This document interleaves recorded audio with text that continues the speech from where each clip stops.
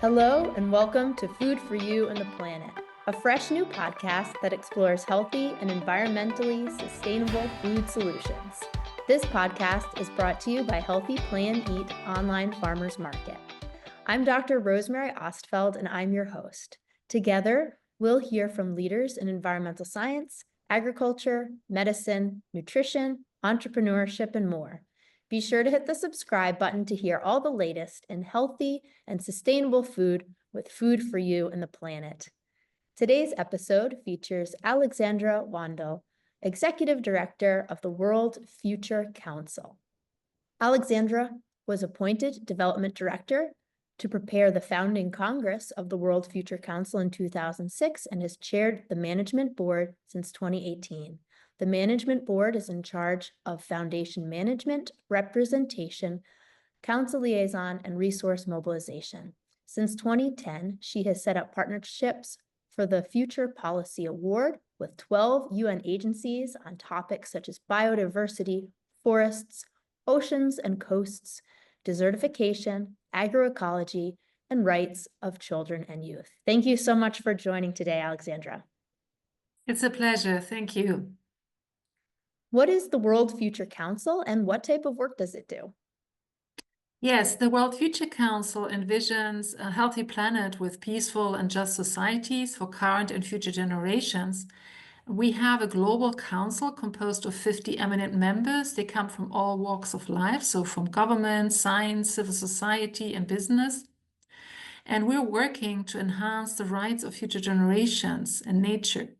We do this concretely by awarding best policies, but also by raising awareness and providing educational materials, such as handbooks, films, but we also organize public events about best policies.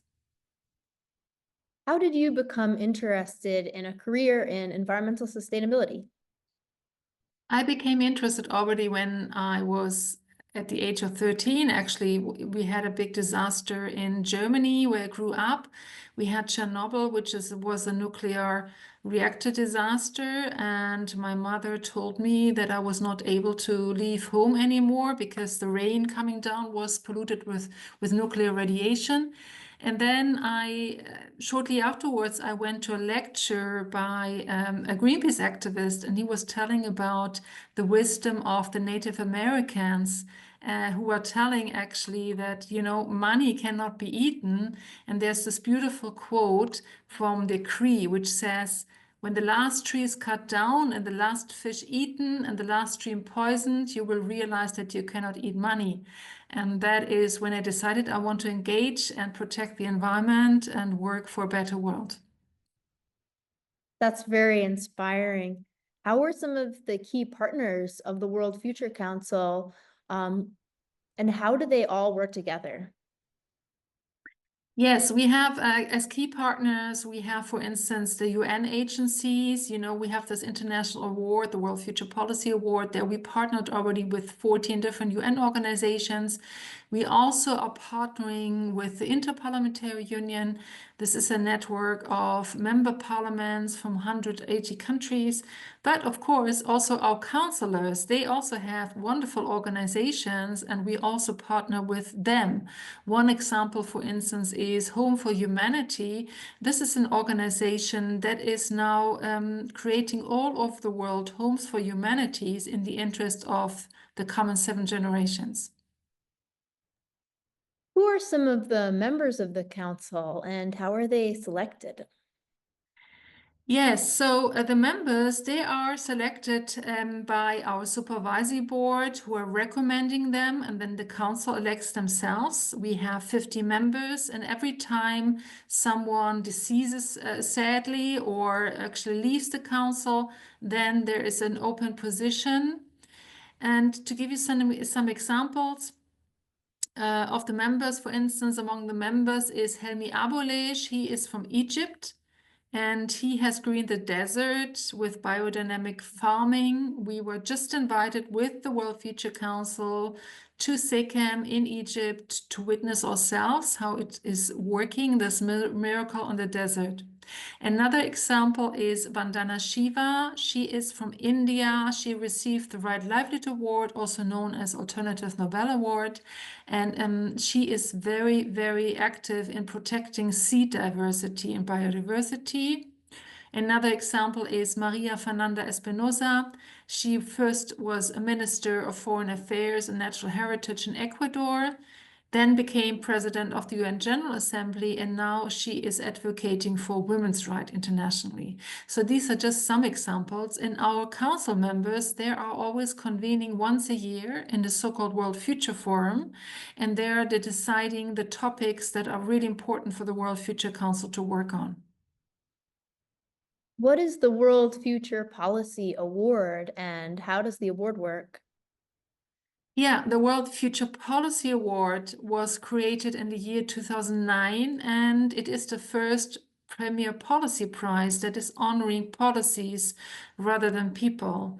And the aim of the award is to inspire other policymakers to show that already future just policies exist. They can be at the local level, at the regional or national level, and they are proving that solutions exist all over the world. Now, how does the award work? We usually have a call for nominations. So we are getting nominations from all over the world, from different stakeholders, from government agencies, parliamentarians, scientists, civil society. Once we receive the nominations, we then start a thorough evaluation of the policy. Is it really effective?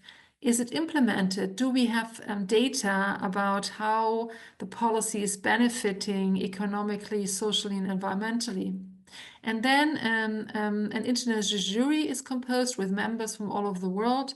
They're receiving the jury report with the evaluation, and they're deciding then who will be receiving the award. We usually have a number of awardees, like 5 awardees. And then the award ceremony takes place where we are presenting and celebrating the inspiring policies from all over the world with a ceremony with films and materials. What are the main topics and projects the Council has worked on? Yes, with the World Future Policy Award, we have covered already 13 topics so far because the Council decides every year which topic is particularly urgent. So the first award in 2009 was on food security, but then we also covered important other topics, including children's rights, ending violence against women and girls, and also peace and disarmament. But also, as we are talking about food issues, we also had issues that are relevant for food issues. So we had an award on scaling up agroecology. And furthermore, apart from the topics covered by the award, a key issue of the World Future Council is the promotion of the rights of future generations. Here we want to ensure that the voices of future generations are heard in politics and in business, because unfortunately, they have no representation in politics.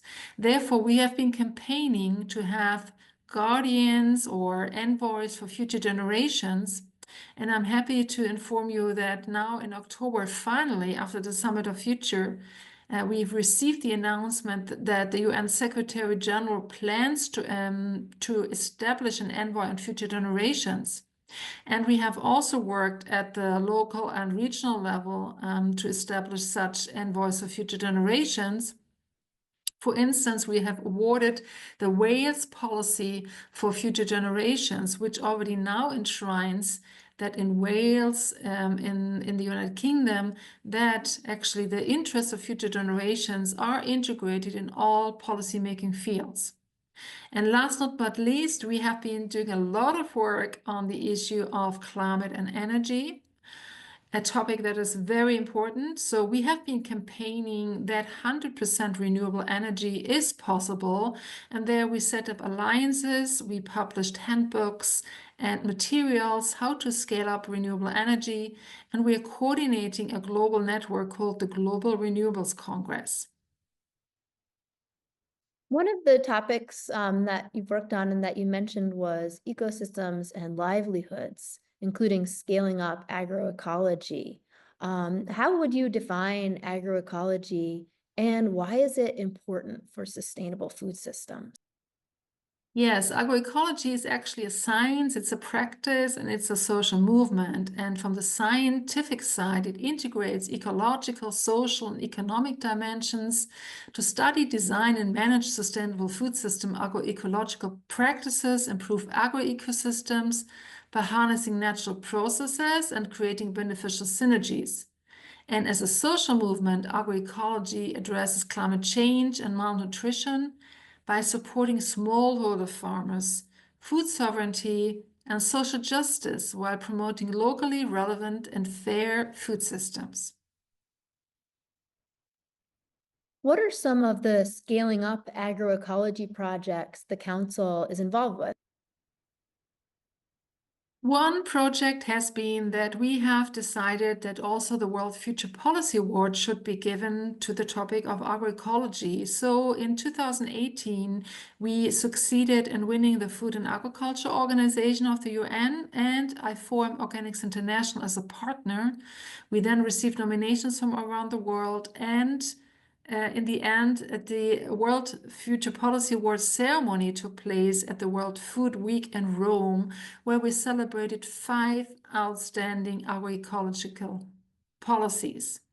Now, the Gold Award was given to a policy from Sikkim, that this is a state in India, an organic policy ensuring that there is 100% organic farming in the state.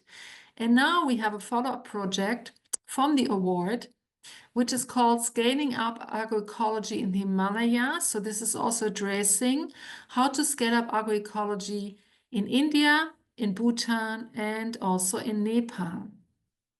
And there we think it's very important to work towards sustainable food system. And we are also a member of the Agroecology Coalition, which was founded in 2021.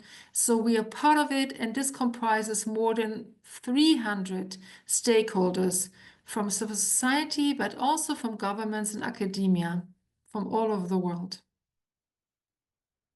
Can you tell me more about the Himalayan Agroecology Initiative?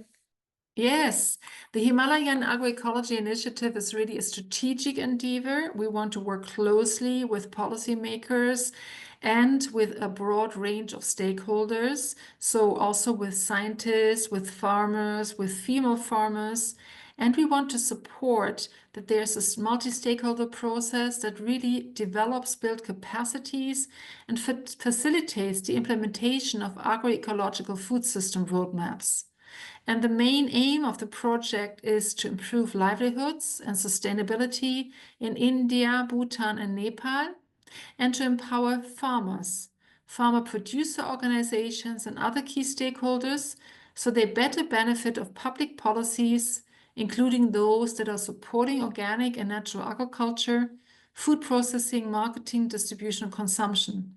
And we are planning a high-level conference next year where we want to launch the roadmaps for Nepal, Bhutan, and India for scaling agroecology. And we envisage also participation of ministers, policymakers, researchers, civil society, and of course the private sector from the 3 countries.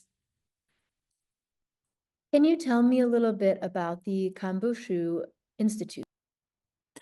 Yes, the Kambashu Institute, that is a project that is in Namibia, in the south of Africa. And the background is that World Future Council had awarded with its World Future Policy Award originally a policy from a Brazilian city called Belo Horizonte. It's the right to food that is enshrined legally in the city. And because that was thought so interesting, we organized an exchange between mayors from Namibia and from Belo Horizonte to learn from each other and how far actually the right to healthy food can be further advanced also in Namibia. And a follow-up project now of this work is the work that we're doing with the Kambashu Institute in Windhoek. This is a very concrete permaculture learning center. It is designed for shark dwellers because in Namibia there's a huge amount of informal settlements, and we want to provide solutions, prototype solutions that are helping to improve the livelihoods, but also that have a good impact on the environment. So we're working on a so-called food circle there, a planting bed around a compost pit where people can grow trees and vegetables using gray water. And we have so far grown 90 food circle in Windhoek's informal settlement. And our team monitors the circles and provides consultancy, seeds, seedlings, compost, and more if needed. And if participants have grown their food circle for over 1 year, they then become member of a star club, and then they're invited to training and events on a regular basis. So this is the work at the Kambashu Institute. What are some of the things you think are most important for society to shift towards healthy and environmentally sustainable food systems? Yeah, shifting towards healthy and environmentally sustainable food system requires a multifaceted approach. We need a systemic change, we need a multi-stakeholder engagement, we need focus on resilience and equity. And in terms of policy and governance, we need supportive policies. Here, governments need to create and enforce policies that really insensitize sustainable farming practices and that are encouraging the local food production. We really need to urgently redirect subsidies from industrial agriculture that often is harming the environment and people towards sustainable agroecological practices such as organic farming.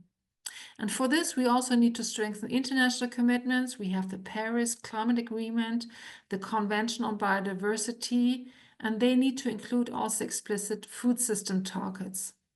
In terms of practices, agroecological practices, we need to promote that they are agroecological, that they're working with ecosystems. We need to improve biodiversity and reduce dependency on synthetic fertilizers and pesticides. Furthermore, we need crop diversification as well as soil and water conservation. And we need a fair compensation for farmer practicing sustainable agriculture. So to prioritize that food is produced sustainably in procurement policies, and also that it is invested in an infrastructure, for instance, by supporting development of local food markets or storage facilities and the transportation to reduce food loss and connect farmers with consumers. At the same time, we also need to work on the consumer behavior. We need to encourage diets that are rich in plant-based foods and lower in animal products. And we must increase food literacy. So consumers should be aware about the environmental, health, and social impacts of their food choices. Very important is also that we need to reduce food waste because globally, 1/5 of food is wasted while so many people go still hungry to bed. And also we need to shift to more sustainable technology. We can use renewable energy for farming, climate resilient crop priorities. We can also invest in precision agriculture and enhance data sharing to improve supply chain efficiency and transparency. Is there anything else that you would like to share about the World Futures Council or any of the work that you're doing on sustainable food systems? Yes, we are currently planning our major conference on agroecology in the Himalayas, which will take place around May and June. That is something that we invite you to keep posted. We have social media channels where you can follow our activities and our website, but also to say that our next World Future Policy Award is on the topic of living in harmony with nature and future generations. That is also important for food issues. And here we have a call for nominations. So you're very warmly invited to nominate a public policy that you're aware of. It could be from your city or region or country. And you can find further details on our website. Thank you so much, Alexandra, for being on the podcast today, for the wonderful interview, and for all the work you're doing for the future. Thank you. Thank you so much for the invitation. It was wonderful to be invited.